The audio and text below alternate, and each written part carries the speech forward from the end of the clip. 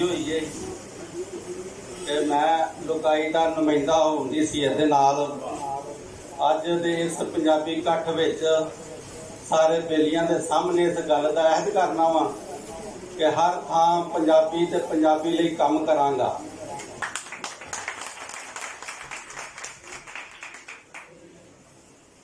पंजाब साडी मां धरती है, असी इहदे दोवां लई काम ते साडे मां दी धरती है ते इहदी दोवां दे वास्ते ही हक लई काम करांगे।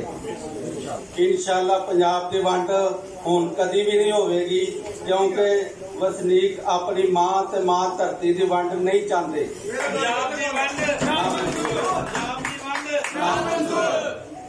हुण वो वेला दूर नहीं जदों मां बोली पंजाबी स्कूलों कॉलेजां दफ्तरां दे विच लागू हो जाएगी इंशाअल्लाह। बेलियो तो मित्रों हुण हर थां पंजाबी पंजाबी होवेगी। पंजाबी अपनी पग नूं दाग नहीं लगन देवेगा, हर जुल्म के खिलाफ सीना तान के बोलेगा। पंजाबी शायर